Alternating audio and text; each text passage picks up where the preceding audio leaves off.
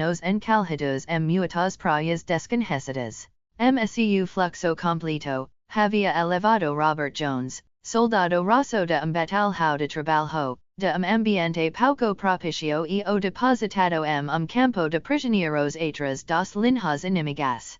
Sua boa indole granu amigos e favors, mas nem uns nem outros servirem para obter sua liberdade. Robert Jones parecia ter se perdido no meio de confusão. E, finalmente, quando a evacuação da prisão foi concluída, Robert Jones ainda permanecia, mas não estava desanimado. Ele havia aprendido a língua de seus captors e feito muitos amigos entre eles. Encontraremos emprego e Robert Jones, do Alabama, contento-se permanecer onde estava. Ele havia sido promovido de criado pessoa cozinheiro de refeitório de oficiais, e foi nessa funco que cama a atenco do capitão Zuppner, que o seleciona para a expedico o 220. Robert Jones besijo, espergaico se, viro se msua estrada bulik a bordo do o 220, abriu os olhos e sentiu-se com uma exclamação de surpresa. Ele saltou para o chão e estendeu a cabeça por uma abertura. Meu Deus, rapaz, ele exclama, vocês todos certamente dormirem dima. Por momento, ele contemplou o sol do meio-dia brilhando sobre ele e, seguida, vestindo-se apressadamente, correu para sua galera. E engracado, soliloquio, não há ninguém se movendo devem todos ter dormido dima. Ele olhou para o relógio na parede de cozinha. O ponteiro das horas apontava para as 6. Ele inclinou a orelha e escutou. Ela não parou, ele murmura. Seguida, dirigiu-se à porta que dava da cozinha para a lateral do navio e a abriu. Inclinando-se para fora, ele olhou novamente para o sol. Então, ele balancou a cabeça. Há algo errado, ele disse. Não se preparou o café da manhã, o almoço ou o jantar. Jason Gridley, emergindo de sua cabine, caminhou vagarosamente pelo corredor estreito direto à cozinha. Bom dia, Bob, disse ele, parando na porta aberta. Qual a possibilidade de pedico do café da manhã? Vocês todos desirão café da manhã, senhor, indaga Robert. Sim, respondeu Gridley, apenas toradas e café, e piar de ovos, qualquer coisa que tiver a mão. Eu sabia, exclama o negro. Eu sabia que aquele velho relógio não podia estar errado, mas o sister Sol, com certeza, enlouqueceu. Gridley sorriu. Vou descer e dar uma pequena caminhada, disse ele. Estarei de volta 15 minutos. O senhor vai alguma coisa do Lord Greystoke? Não, senhor, não six nada do sister Tarzan desde ontem. Perguntou-me, disse Gridley, e ele não está sua cabine. Por 15 minutos, Gridley caminhou rapidamente nas proximidades do navio. Ao retornar à sala de refeitos, encontrou Zuppner e Dorf aguardando o café da manhã e os cumprimento com amável bom dia. Não se e bom dia ou boa noite, disse Zuppner. Estamos aqui há 2 horas, disse Dorf, e exatamente a mesma hora que era quando chegamos. Esta de vigia nas últimas 4 horas e, se não fosse o cronômetro, não poderia jurar que estive de vigia por 15 minutos ou que não estive por uma semana. Certamente induz uma sensação de irrealidade difícil de explicar, disse Gridley. Onde fica Greystoke? Pergunta Zuppner. Ele costuma acordar cedo. Eu estava perguntando ao Bob, disse Gridley, mas ele não o viu. Ele dixo o navio logo após eu assumir o posto de vigia, disse Dorf. Diria que há cerca de 3 horas, talvez mais. Eu o 6 atravessar a área descampada e entrar na floresta. Eu gostaria que ele não tivesse sido sozinho, disse Gridley. Ele me parece homem que sabe se cuidar, disse Zuppner. 6 algumas coisas nas últimas 4 horas, disse Dorf, que me fez duvidar se algum homem pode cuidar de si mesmo sozinho neste mundo, especialmente homem armado apenas com as armas primitivas que Greystoke carregava consigo. Quer dizer que ele não portava armas de fogo, indaga Zuppner. Ele estava armado com arco e flechas, Umalanka e Umacorda, dies Dorf, e creo que tumbum carigava uma faceta caca. Ma Syria como se não tivesse nada elimda esta lingui se encontrasse algumas das coisas que 6 desde que entrei cervico. O que voce quer dizer, exigiu Zupner. O que senhor, vio. Dorf sorriu timidamente. Honestamente, capintau, detesto ter que lhe dizer, disse ele, pois não acredito nisso nem pouco. Bem, diga logo, exclama Zupner. Levaremos consideração sua juventude e o efeito que o sol e o horizonte de pelucidar podem ter tido sobre sua visão ou sua veracidade. Bem, disse Dorf, cerca de uma hora atrás, urso passou a semjardas do navio. Não há nada de notável nisso, disse Zupner. Havia muito de notável sobre o urso, no entanto, disse Dorf. De que forma? Pergunta Gridley. Era tão grande quanto boi, disse Dorf, e seu faz cacar ursos neste país, gostaria de levar artilharia de campanha. Foi isso que o senhor viu apenas urso, pergunta Zupner. Não, disse Dorf, eu 6 tigres, não mas uma dúzia inteira, e eles irão tão maiores do que nossos tigres de Bengala quanto o urso era maior do que qualquer urso de crosta externa que eu já tenha visto. Irão perfeitamente enormes e estivam armados com as presas mais incríveis que voce já viu grandes presas covas que se estendiam de suas mandíbulas superiores por comprimentos de 20 a 30 centímetros. Eles virão este riaco aqui para beber e depois se afastarão, alguns direto à floresta e outros direto àquele rio grande ali. Greystoke não poderia fazer muita coisa contra criaturas como aquelas, mesmo que estivesse portando rifle, disse Zupner. Se ele estivesse na floresta, poderia escapar deles, disse Gridley. Zupner balancou a cabeça. Não me agrada a aparência disso, disse ele. Eu gostaria que ele não tivesse sido sozinho. O urso e os tigres já irão ruins o bastante, continuou Dorf, mas 6 outra criatura que, para mim, parecia infinitamente pior. Robert, que era mais ou menos personagem privilegiado, havia entrado de cozinha e escutava com interesse, de olhos arregalados, o relato de Dorf sobre as criaturas que ele vira, enquanto Victor, dos garçons filipinos, servia os oficiais. Sim, continuou Dorf, eu 6 uma criatura muito estranha. Ela verdadeiramente sobre o navio e eu tive uma excelente visão dela. A principio, pensei que fosse pássaro, mas quando se aproximou mais, 6 que era reptil alado. Tinha uma cabeça longa e estreita e vova tão perto que pude ver suas grandes mandíbulas, armadas com número infinito de dentes longos e afiados. Sua cabeça era alongada acima dos olhos e terminava uma ponta afiada. Era perfeitamente imensa e devia ter uma envergadura de pelo menos 6 metros. Enquanto eu a observava, ela caía repentinamente no chão, a uma curta distância do navio, e quando se levanta novamente, carregava suas garras algum animal que devia ser tão grande quanto uma ovalha de bom tamanho, como qual vos esforço aparente. Que a criatura e carnívora e evidente, assim como o fato de ter força suficiente para levar homem. Robert Jones cobriu a boca grande com a palma ressada e, com os ombros cavados e tremulos, virou-se e saiu da sala na ponta dos pés. Uma vez na galeria com a porta fechada, entergou-se uma alegria desenfreada. O que houve com o senhor? Perguntou Victor. Meu Deus! Exclama Robert.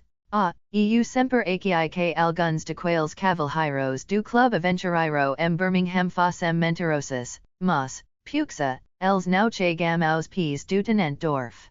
Vocês ouvirão cantar sobre aquela cobra voadora que leva ovalhas. Mas, de volta à sala de refeitos, os homens brancos levarão a declaração de Dorf mais a sério. Isso seria pterodactylo? Disse Zupner. Sim, respondeu Dorf. Eu o classifiquei como pteranodon. Não acha que deveríamos enviar uma equipe de busca? Pergunta Gridley. Receio que Greystoke não apreciaria, respondeu Zupner. Poderia partir sob a fachada de uma expedição de caça, sugeriu Dorf. Seele now tiveri tornado dentro de uma hora, dies Zupner, teremos que fazer algo do tipo. Heinz Von Horst entraram na sala de refeições ao saberem da ausência de Tarzan do navio e ouviram de Dorf a descrico de alguns dos anime que ele pediria ter encontrado, ficaram igualmente apreensivos quanto a sua saranca. Pediriamos dar uma volta, senhor, sugeriu Von Horst a Zupner. Mas suponha que ele retorna a este local durante nossa ausência, pergunta Gridley. Pediria retornar ao navio a esta encorajam novamente, indaga Zupner. Duvido, respondiu o tenente. Nossos instrumentos são quase inúteis sob as condições existentes pelucidar. Então, será melhor permanecermos onde estamos, diz Gridley, a que ele retorne. Mas, se enviarmos uma equipe de busca a atrás dele, que garantia temos de que ela conseguirá encontrar o caminho de volta ao navio, questiona Zupner. Isso não será tão difícil, diz Gridley. Podemos sempre abrir nosso caminho à medida que avancamos e, assim, facilmente refazer nossos passos. Sim, e verdade, concorda Zupner. Suponha, diz Gridley, que Von Horst e usamos como movero e seus waziri. El seu rastreadores experientes, homens de combate de primeira linha e certamente conheciam a selva. Não esta selva, diz Dorf. Mas, pelo menos, eles conheciam qualquer selva melhor do que o resto de nos, insistiu Gridley. Eco que su plano e bom, diz Zupner, e, de qualquer forma, como o senhor está no comando agora, o restante de nos se coloca sob suas ordens com prazer. As condições que nos confrontam aqui são novas para todos nos, diz Gridley. Nada que qualquer de nos possa sugerir ou ordenar pode ser baseado qualquer experiência pessoal ou conhecimento que os demais não possuam, e questos desta natureza, creio que seria melhor chegarmos a uma decisão após ampla discussão, vez de depender cegamente da prioridade oficial da autoridade. Essa tem sido a política de Greystoke, diz Zupner, e isso torna tudo muito fácil e agradável para todos nos. Concordo plenamente com o senhor. Mas não consigo pensar plano mais viável do que aquele que o senhor sugeriu. Muito bom, diz Gridley. O senhor me acompanhará, tenente, pergunto, voltando-se para Von Horst. O oficial sorriu. Eu irei, exclama ele. Eu jamais teria perdoado o senhor se me tivesse diazado de fora disso. Tudo bem, diz Gridley. E agora, creio, podemos muito bem fazer nossos preparativos imediatamente e partir o mais cedo possível. Certifique-se de que os waziri tenham esse alimentado, tenente, e diga a movero que desejo que eles estejam armados com rifles. Esses homens sabem los muito bem, mas olham com certo desprezo para qualquer coisa mais moderna do que suas lancas e flechas de guerra. Sim, descobri isso, diz Heinz. Movero me diz há alguns dias que su pavo considera armas de fogo como uma espécie de confissão de covardia. Ele me conta que as utilizam para tiro ao alvo, mas quando se para cacar-lios ou renascerant, diasam seus rifles para trás e levam suas lancas e flechas. Depois de verem o que eu6, diz Dorf, Terra o mais respeto por rifle express. Certifique-se de que levam bastante munico, Von Horst, diz Gridley, pois, pelo que six nest pays, não precisaremos carregar nenhuma provisão. Homem que não pudes viver deste pays moriria de fome mercado de carnes, diz Zupner. Von Horst partiu para comprar as ordens de Gridley, enquanto este retorno a sua cabin para se preparar para a expedico. Os oficiais e a tripulaco restantes no 820 estavam todos presentes para se despedir da expedico que partia busca de Tarzan dos macacos, e, enquanto os desvalerosos guerreiros waziri marchavam atrás de Gridley e Von Horst, Robert Jones, observando de porta de cozinha, sentiu se tomado pelo orgulho. Esses caras são, sem dúvida, garados quentes, exclama ele. Que todas aquelas cobras votaras de axim o país agora. Com os outros, Robert observou o pequeno grupo cruzar a planície e desaparecer nos limites sombrios da floresta do lado oposto. Então, ele lanku alhar para o sol du miodia, balanco acabica, elevuas palmas das maus resignaco e volta para sua cozinha. Quais imediatamente após o grupo diazar o navio, gridley instruiu movero a assumir a liderança e procurar o rastro de Tarzan, pois, de todo o grupo, ele era o rastreador mais experiente, e o fazer não teve qualquer dificuldade seguir o rastro do homem macaco pela planície e para dentro da floresta, mas ele, sob uma grande árvore, ele desapareceu. O grande buona subiu nas árvores aqui, disse movero, e ninhum homem vivo pode seguir seu rastro pelas camadas inferior, media ou superior. O que o senhor sugere, então, movero, pergunta gridley. Se esta faz a sua própria selva, respondeu o guerreiro, e teria certeza de que, ao subir nas árvores, ele se moveria linhareta direto ao lugar que desejasse ir, a menos que estivesse cacando, caso que sua direto seria influenciada pelos sinais e pelo cairo de caca. Sem dúvida, ele estava cacando aqui, disse Van Horst. Se estivesse cacando, disse movero, ele teria se movido linhareta a encontrar o rastro olfativo de uma presa ou chegar a uma trilhada anime bem batida. E então, o que ele faria? Pergunta gridley. Ele pode esperar acima da trilha, respondeu movero, ou pode seguila país novo como este, creio que ele a seguiria, pois sempre se interessou explorar cada novo país que entrava. Então, sigamos diretamente para a floresta nesta mesma direção a encontrarmos uma trilha de caca, disse gridley. Movero e três de seus guerreiros foram à frente, cortando mato onde necessário e marcando as árvores intervalos frequentes para que pudessem mais facilmente refazer seus passos à nave. Com o auxílio de uma pequena bussola de bolso, gridley direcionou a linhada avanco, que, de outra forma, seria difícil manter com precisão sob aquele eterno sol do meio-dia, cujos raios quentes filtravam se através da folhagem da floresta. Meu Deus? Que floresta! Exclama Van Horst. Procurar por homem aqui e como a proverbial busca de agulha no palheiro. Excito, disse gridley, que se poderia ter uma pequena chance de encontrar a agulha. Talvez fosse melhor desperarmos tiro de vez quando, sugeriu Van Horst. Excelente, disse gridley. Os fuzis carregam uma carga muito mais pesada e produzem estampado mais alto do que nossos revólveres. Após avisar os de sua intenco, ele ordenou dos negros que disparas três tiros intervalos de alguns segundos, pois nem gridley nem Van Horst estavam armados com rifles, cada dos oficiais portando duas pistolas Colt caliber .45. Posteriormente, a intervalos de aproximadamente meia hora, único tiro foi disparado, mas a medida que a equipe de busca avançava pela floresta, cada de seus membros se sentia sombriamente impressionado com a futilidade de busca. Atualmente, a natureza da floresta se modificou.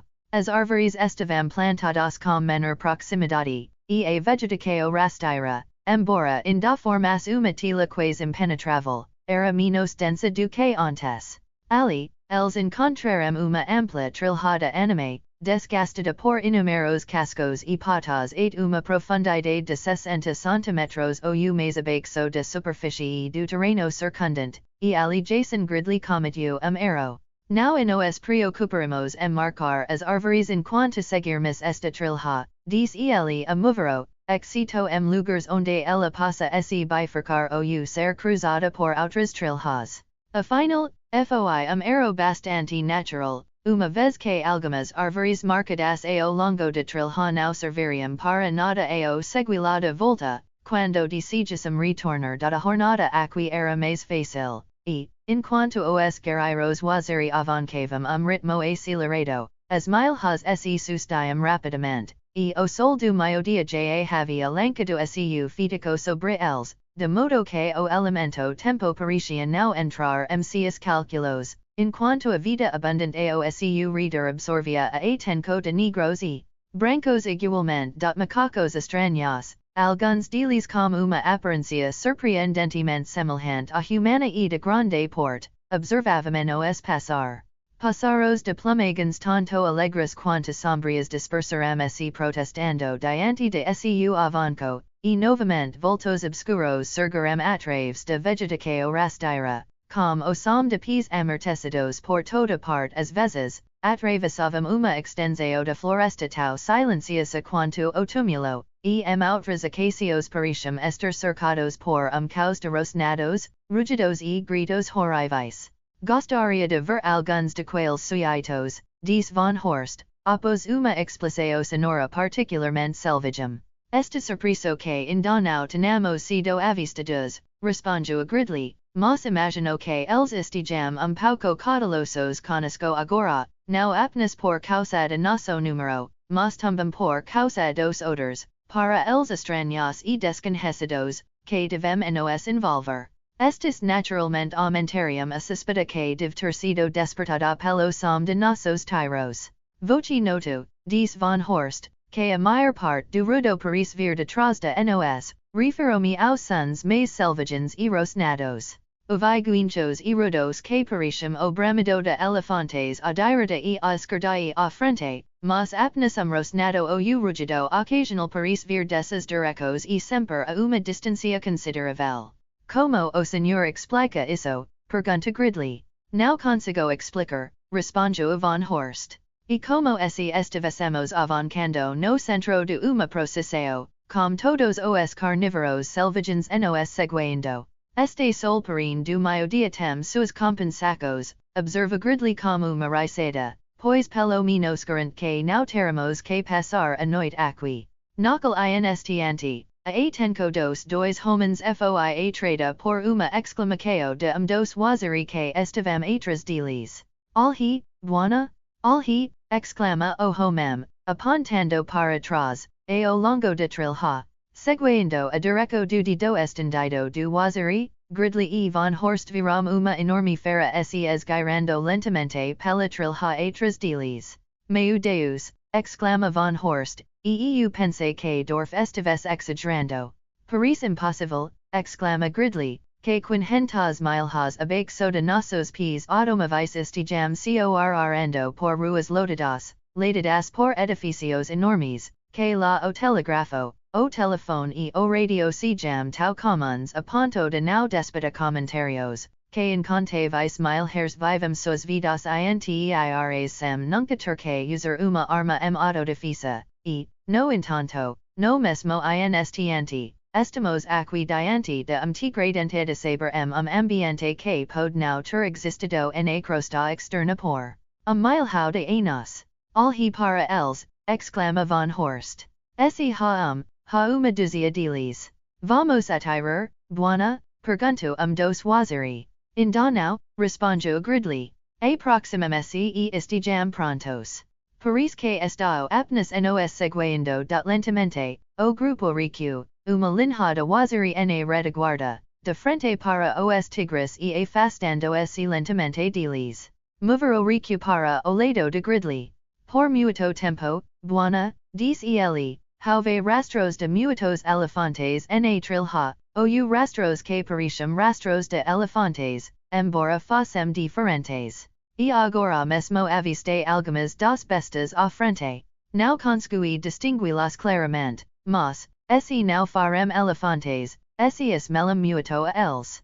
Parece que estamos entre a cruz e a espada, disse Von Horst. E há elefantes ou tigres cada lado de nos, disse Movero. Consigo ouvi-los movendo-se pela mata. Talvez o mesmo pensamento estivesse na mente de todos esses homens, que poderiam subir nas árvores, mas, por alguma razão, ninguém o expresso. E assim continuaram a mover-se lentamente pela trilha que, subitamente, se abriu uma grande área aberta na floresta, onde o solo era escassamente coberto por vegetação rasteira e havia poucas árvores. Talvez acres estivessem incluídos na clareira, e então a floresta comunicava novamente todos os lados dali, adentrando a clareira, por inúmeras trilhas que pareciam converger para este ponto, Sergiu uma processeo tau estranha quanto os alhos desses homens jamais haviam contemplado. Havia grandes criaturas semelhantes a bois, com pelagens espessas e chifres largos. Havia veados vermelhos e preguicas de tamanho gigantesco. Havia mastodonte e mamutes, além de uma criatura enorme, elefantesca, que se assemelhava a elefante, mas que, ao mesmo tempo, não parecia ser elefante. Sua grande cabeça media 4 pés de comprimento e 3 pés de largura. Possuía tronco curto e poderoso, e de sua mandíbula inferior, presas imponentes curvavam-se para baixo, com as pontas voltadas para dentro, direto ao corpo. Sua altura, atingia pelo menos 3 metros acima do solo, e seu comprimento devia ser de 6 metros. Mas a semelhança com elefante era diminuída por suas orelhas pequenas, semelhantes de porco. Os dois homens brancos, esquecendo momentaneamente os tigres atrás deles seu espanto com a visão à frente, pararem e contemplarem com admiração a enorme reunião de criaturas na clareira. Já viu algo parecido, exclama Gridley. Não, ninguém mais, respondeu Van Horst. Eu poderia catalogar muitos deles, diz Gridley, embora praticamente todos estejam extintos na crosta externa. Mas aquele ali me pega, e ele aponta para a criatura elefante com presas voltadas para baixo. Dinotério do Mioceno, diz Van Horst. Movero havia parado ao lado dos dois brancos e contemplava a cena diante de si com espanto e olhos arregalados.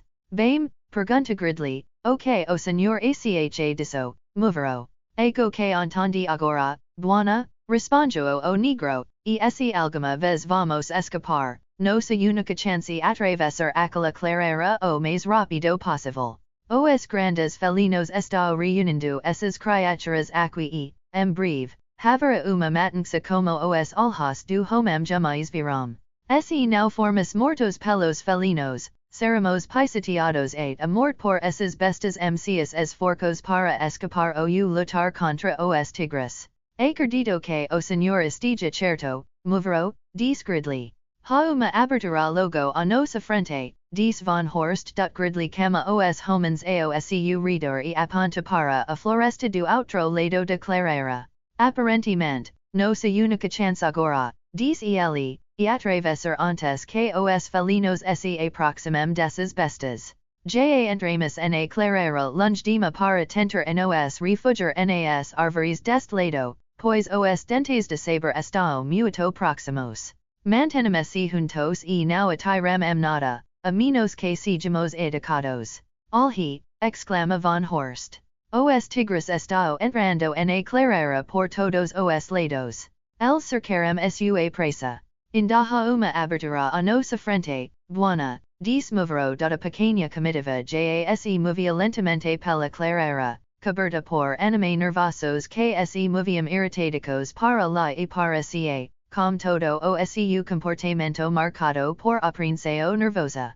Antes do surgimento dos tigres, os anime se moviam silenciosamente. Alguns pastando na grama curta de clareira ou nas folhas e galhos das árvores esparsas que nela crescem, mas com o aparecimento do primeiro dos carnívoros, sua atitude mudou. Enorme mastodonte turo ergueu sua tromba e trombatu estridentemente, e instantaneamente todos os herbívoros ficaram alerta. E, à medida que olhos ou narinas detectivam a presença dos grandes felinos, as feras se excitavam com a excitação de seus semelhantes, cada uma adicionava sua voz ao pandemônio que agora reinava. Ao guinchar, trombater e bramir depressa, somaram-se os horríveis rosnados e rugidos dos carnívoros. Alhi aqueles gatos, exclama Van Horst. Deve haver centenas deles.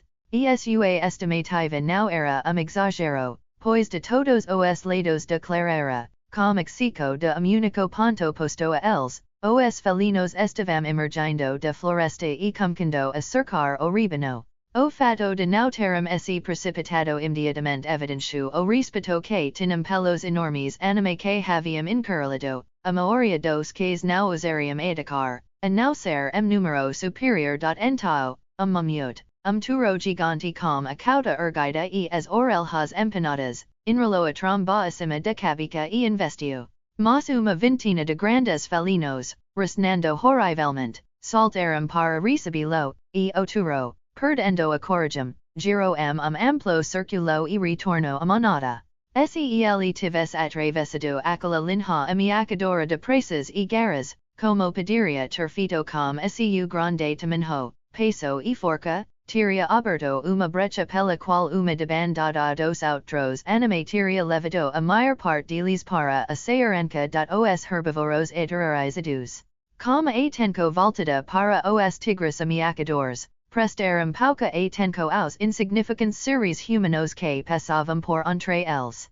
Contudo, houve algumas exceções. Dag, barando e cavando a terra diretamente msua linha de marca, aterrorizado pelo odor dos carnívoros e excitado e enfurecido pelo trombeter e quear excitados das criaturas ao seu reader, buscando descarregar seu desagrado sobre algo, abaixo a cabica e investia contra eles. Guerreiro waziri ergu seu fusil ao ombro e disparo, e bos primigenius prehistórico que com o impacto de uma bala moderna. Com o estampado do rifle acima dos marudos declarara, estes ultimos silenciaram momentaneamente, e toda a atenco de cacadares e cacados se volta para o pequeno grupo de homens, tão insignificante e diminuto diante das poderosas bestas de aurora.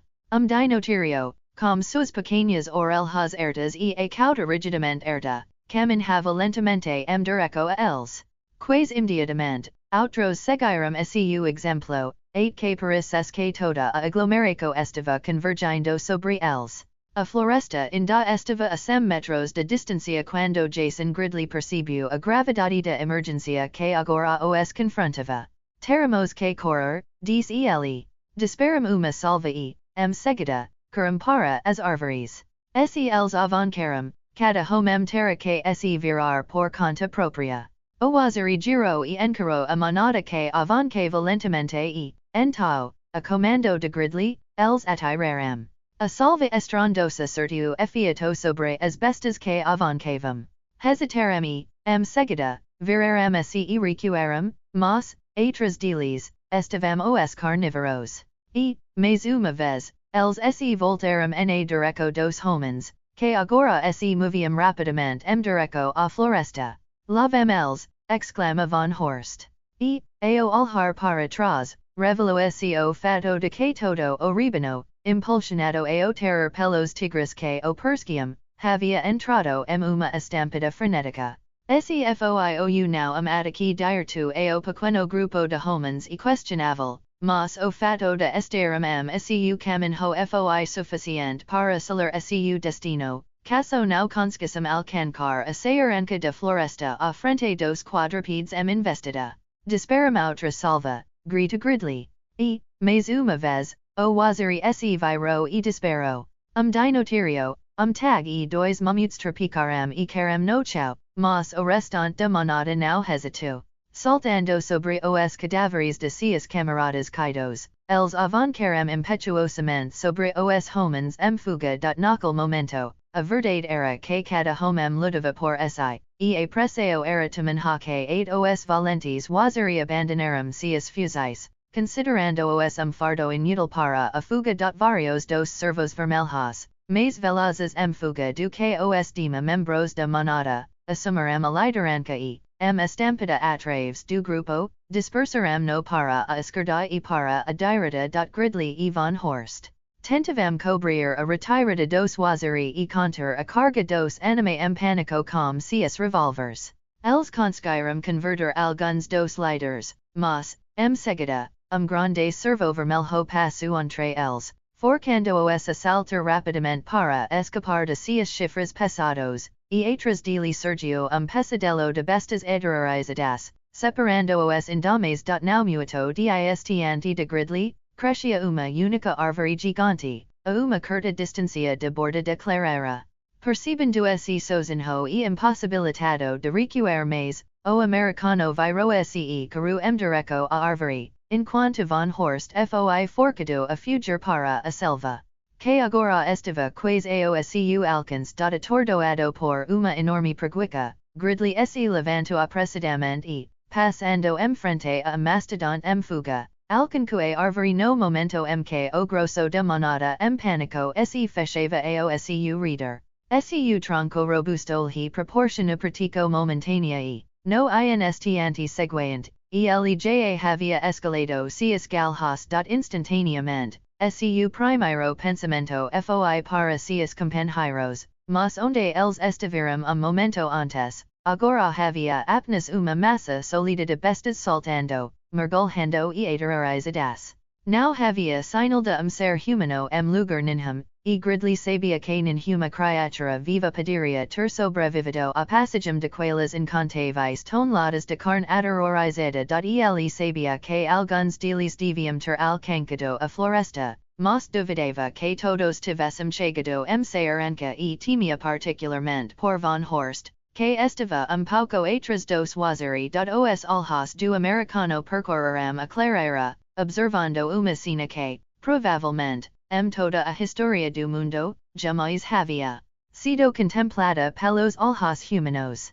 Literalmente milhares de criaturas, grandes e pequenas, seguiam seus líderes busca de vida e liberdade, enquanto seus flancos e retaguarda centenas de tigres dentes de saber selvagens saltavam sobre eles, arrastando as mais fracas, lutando com as mais fortes, diazando para trás as mutiladas e alejadas para que pudessem atacar novamente a manada e arrastar outras da corrida frenética dos líderes pela clareira foi freda ao entrarem na floresta, e agora aqueles que estavam na retaguarda irão forcados a se mover mais lentamente, mas, msu terror, procuravam escalar as costas daqueles que estavam à frente. Servos vermelhos saltavam sobre as costas de mastodonte e fugiam através dos corpos movimento sob eles, como uma cabra se saltaria de rocha rocha. Mamutsergiam suas enormes corpulências sobre anime menores e os esmagavam contra o solo. Preças e chifres estavam vermelhos de sangue enquanto as bestas enfurecidas lutavam por suas vidas. A cena era repugnant msu horror, e ainda fascinante msua forca e selvageria primitivas e por toda parte estavam os grandes e selvagens felinos. Lentamente, eles estavam cortando o ribano de ambos os lados, esforço para cercar uma parte dele, e finalmente tiveram sucesso, embora dentro do círculo restassem apenas alguns anime dispersos que ainda não haviam sido mutilados ou alejados. Então, os grandes tigres se voltaram contra estes, aproximando-se e apertando sua hedionda phase de fúria selvagem. Duplas, trios e dezenas, eles saltaram sobre as bestas restantes e as derrubaram que a única criatura que restava viva dentro de seu círculo fosse gigantesco mamuturo.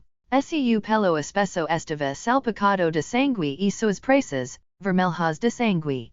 Trombetando, eles se mantiveram posico de defesa, uma imagem magnífica de poder primordial, sagacidade e coragem. O coraco do americano se comoveu com aquele guerreiro solitário, que lancava seu desafio a probabilidades esmagadoras diante de uma morte certa. Centenas de carnívoros se aproximavam do grande touro, contudo, era evidente que, mesmo superando o número de forma tão esmagadora, ainda o respeitavam profundamente. Resnando, alguns deles se esgueiravam círculos furtivos ao seu reader, e enquanto ele girava com eles, três deles o atacaram por trás. Com a mesma rapidez que a deles, o paquiderme girou para enfrentá-los. Dois deles ele apanhou suas presas e os lançou no ar, e no mesmo instante uma vintena de outros o atacaram de cada lado e por trás, prendendo-se as suas costas e flancos. Ele caiu como se fulminado por raio, agachando-se rapidamente sobre os calcanhares e rolando para trás, esmagando uma dúzia de tigres antes que pudessem escapar. Gridley mal conseguiu reprimir braduda alegria quando o grande suido cambiou se levantar e se atirou novamente para o lado oposto, acompanhado de gritos horriveis de dor e raiva dos tigres que ele imobilizava sob si. Mas agora ele horava sangue de uma centina de ferramentos, e dezenas de outros carnívoros selvagens o atacavam. Embora tinha travado uma batalha magnífica, o fim era inevitável e, por fim, o derrubaram, despedacando-o enquanto ainda lutava para se levantar e lutar contra eles. E então como o riscaldo, enquanto as bestas selvagens lutavam entre si pela posse de sua presa. Pois, embora houvesse carne em abundância para todos, sua ganancia, siam e ferocidade, eles ainda deveriam lutar uns contra os outros. Era evidente que haviam pago caro pela carne, a julgar pelas carcacas dos tigres espalhadas pela clareira. Enquanto os sobreviventes se acomodavam lentamente para se alimentar, chegaram os chique, os hyanodont e os cas selvagens para banqueter se como os restos. Enquanto o grande felino se aproximava furtivamente dele, Tarzan dos macacos percebeu que, finalmente, enfrentava a morte inevitável, mas mesmo naquele último momento da vida, a amicaio que o dominava era de admiraco pela magnífica fera que se aproximava furiosamente dele. Tarzan dos macacos teria preferido morir lutando, se fosse preciso. Morir, contudo, sentiu uma certa amicaio ao contemplar a magnificência da grande fera que o destino havia escolhido para por fim a sua carreira terrena. Ele não sentia medo, mas uma certa antecipação do que seguiria após a morte. O Senhor da Selva não subscrevia a nenhum credo. Tarzan dos macacos não era homem religioso, contudo, como a maioria daqueles que sempre viveram próximos à natureza, ele era, em certo sentido, intensamente religioso. Seu conhecimento íntimo das estupendas forcas da natureza, de suas maravilhas e seus milagres, o impressionara como o fato de que sua origem última residia muito além da concepção da mente finita do homem, e, portanto, incalculavelmente remota dos limites mais distantes da ciência. Quando pensava Deus, gostava de imaginá-lo de forma primitiva, como Deus pessoal. E, embora percebesse que nada sabia sobre tais assuntos, gostava de acreditar que, após a morte, viveria novamente. Muitos pensamentos passaram rapidamente por sua mente enquanto o tigre dentes de saber avançava sua direção. Ele observava as longas e brilhantes presas que breve seriam enterradas sua carne. Quando sua atenção foi atraída por som entre as árvores ao seu redor, que o grande felino tumba movira era evidente, pois para o seu caminho e fito a folhagem das árvores acima. Então, Tarzan viu farfalhar nos galhos diretamente acima da sua cabeça e, olhando para cima, viu que parecia ser girla encarando-o. Mais dois rostos selvagens surgiram através da folhagem acima dele, e então, outras árvores ao redor, ele vislumbrou formas semelhantes e faces ferozes. Ele percebeu que eles se assemelhavam a girlas, embora fossem diferentes, que, alguns aspectos, eram mais humanos do que girlas, e outros, mais girlas do que humanos. Ele vislumbrou grandes clavas punhadas por mãos peludas, e quando seus olhos retornaram ao tigre dente de saber, viu que a grande fera havia hesitado seu avanço e estava rosnando e grunhindo furiosamente, enquanto seus olhos percorriam para cima e ao redor das criaturas selvagens que o encaravam. Foi apenas por momento que o gato hesitou seu avanço sobre o homem macaco. Rosnando com raiva, ele avançou novamente, ao fazlo, uma das criaturas na árvore acima de Tarzan estendeu a mão e, agarrando a corda que o mantinha pendurado no ar, o puxou rapidamente para cima.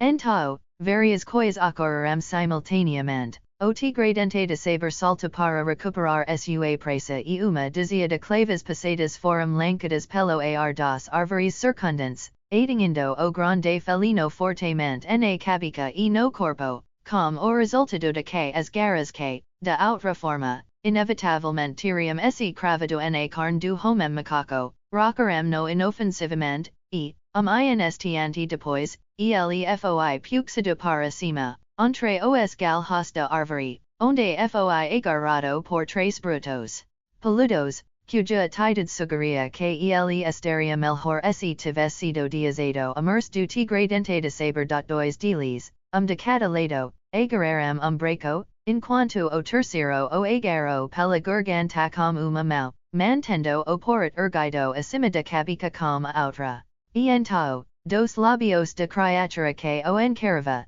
Sergio som que tão surpreendentemente nos ouvidos do homem macaco quanto o primeiro rugido inesperado do tigradente de saber, mas com efeito muito diferente. Cagoda, disse a criatura que encarava Tarzan. Na linguagem dos macacos de sua própria selva, cagoda pode ser interpretado, aproximadamente, de acordo com sua infleco, como uma ordem de rendico, uma interrogaco, voce se rend, ou uma declaraco de rendico. Essa palavra, vinda dos labios de homem girla peludo do mundo interior, sugeria possibilidades de natureza mais surpreendente. Por nós, Tarzan considerou a linguagem dos grandes macacos como a língua raiz primitiva das coisas criadas. Os grandes simios, os pequenos simios, os gorillas, os babinos e os macacos utilizavam-no com diversos graus de refinamento, e muitas de suas palavras eram compreendidas por animada selva de outras espécies e por muitas aves, mas, talvez, a maneira como nossos animais domésticos aprenderam muitas das palavras de nosso vocabulário, com a diferença de que a linguagem dos grandes simios, sem dúvida, persistiu inalterada por incontáveis eras. Que esses homens gorillas do mundo interior usassem. Sequer uma palavra dessa língua sugeria uma de duas possibilidades, ou eles tinham uma origem comum com as criaturas de crosta exterior, ou então as leis de evolução e do progresso eram tão constantes que essa era a única forma de linguagem primitiva que poderia ter sido possível a quaisquer criaturas emergindo das ordens inferiores direto ao estado de homem. Mas a sugestão que mais impressionou Tarzan foi a de que essa única palavra, proferida pela criatura que o agarrava pela garganta, postulava familiaridade por parte de seus ferozes captores com toda a linguagem dos macacos que ele utilizava desde a infância. Cagoda, indagou o touro.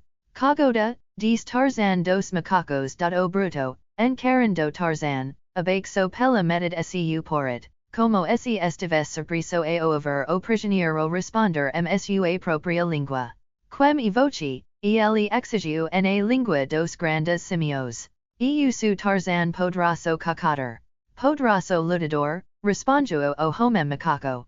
O que o senhor está fazendo no país de mwa lot, exigiu o gorila humanoid. Venho como amigo, respondeu Tarzan.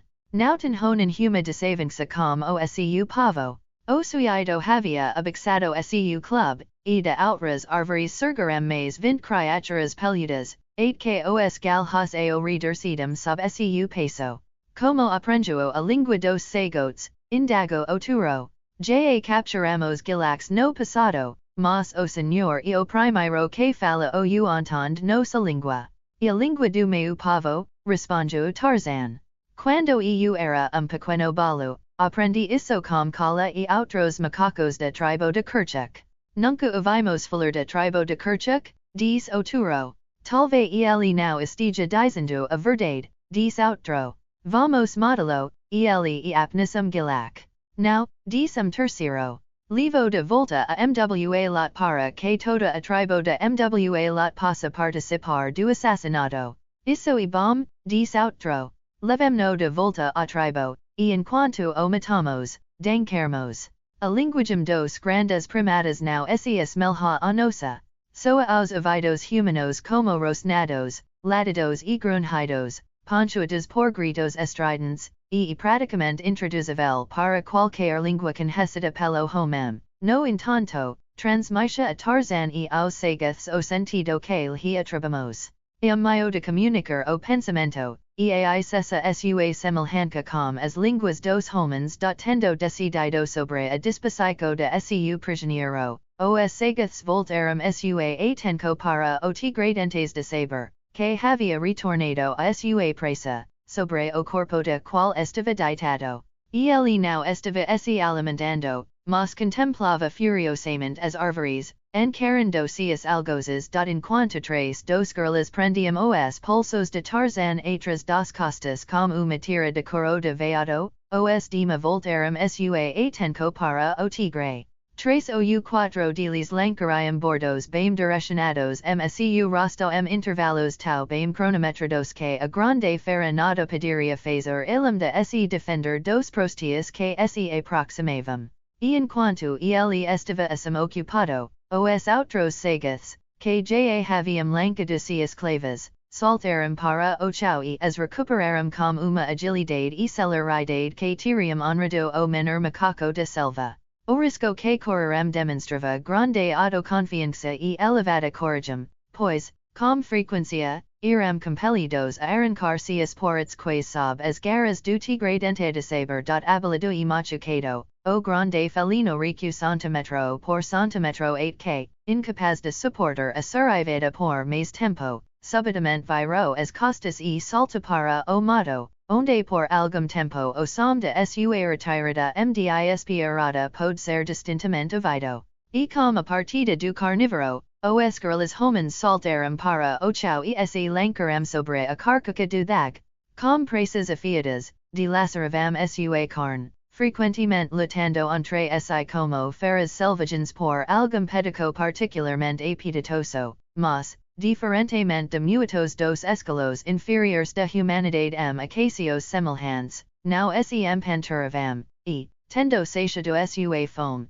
diasavam o que restava para os chacaicas selvagens que já haviam se reunido. Tarzan dos macacos, espectador silencioso desta cena selvagem, teve oportunidade durante o banquete de examinar seus captores mais de perto. Ele nota que eles eram mais leves sua constituição física do que os girlas que havia visto sua própria selva nativa, mas, embora não fossem tão pesados quanto balgani, ainda eram criaturas poderosas. Seus bracos e pernas tinham uma conformação e proporco mais humanas do que as da girla, mas o cabelo castanho e espesso que cobria todo o corpo aumentava sua aparência bestial. Enquanto seus rostos eram ainda mais brutais do que o do próprio balgani, excito que o desenvolvimento do crânio denotava uma capacidade cerebral aparentemente tão grande quanto a do homem. Estavam completamente nus, sem qualquer sugestão de ornamentação, e suas únicas armas eram clavas. Estas, no entanto, apresentavam indicios de terem sido moldados por algum instrumento afiado, como se tivesse sido feito esforço para garantir uma firme aderência e uma arma bem equilibrada. Com a alimentação concluída, os sagiths retornaram pela trilha da caca na mesma direção que Tarzan seguia quando acionou o gatilho da armadilha, mas, antes de partir, vários deles rearmaram a armadilha, cobriram en equidadosamente com terra e falhas e armaram o gatilho para que fosse acionado pelo primeiro animal que passasse. Tau seguros eram todos os seus movimentos e tau hebai seus dedos, que Tarzan percebeu que, embora essas criaturas se assemelhassem a bestas, muito haviam engraçado no domínio do homem.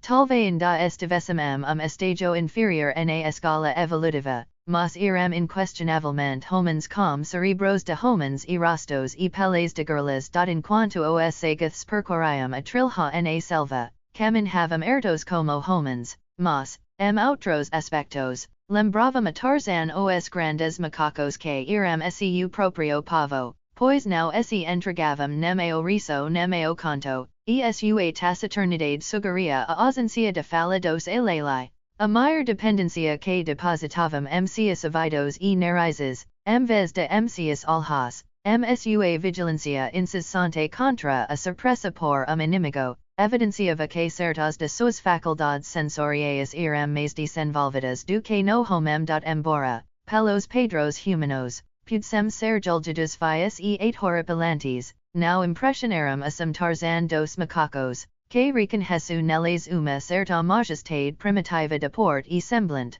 como seria de esperar de pioneiros nas fronteiras da humanidade e por vezes costume de teóricos retratar nossos progenitores primordiais como criaturas tímidas e medrosas, Fugindo de utero a otumulo constant terror das inúmeras e selvagens criaturas que acidiavam toda a sua existencia.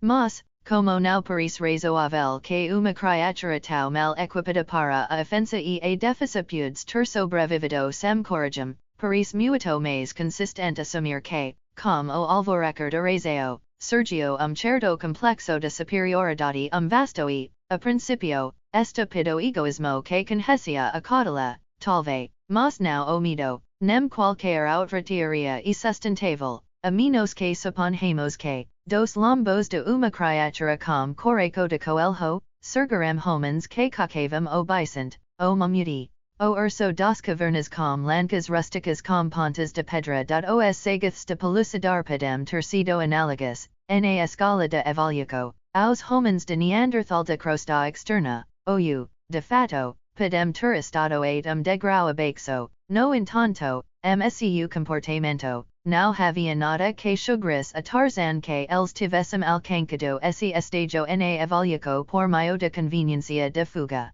Sua postura ao trilhar a selva denotava saranca e a mesmo truculência, como se fossem, de fato, os senhores de criaco, não temendo nada.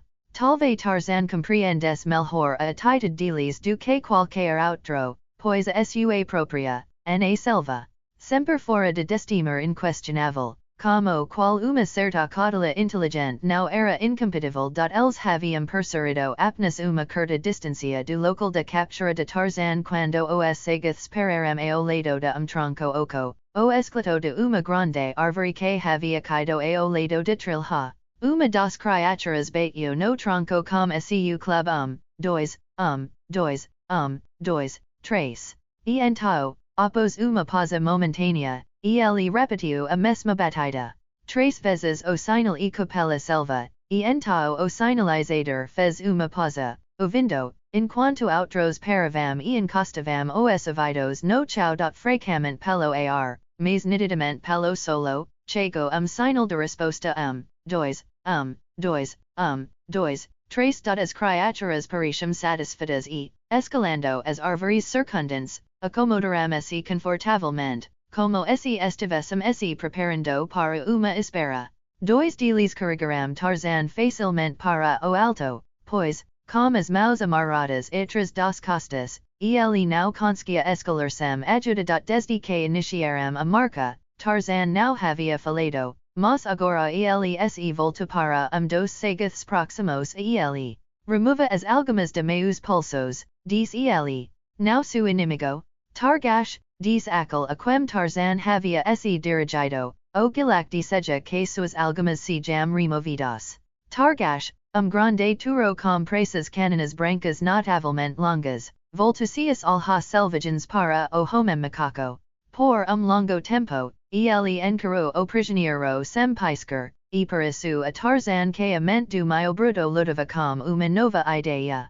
Naquele momento, ele se voltou para o sagoth que havia repetido o pedido de Tarzan. Remova-os, ele disse. Porque, exigiu outro dos touros. O tom foi desafiador.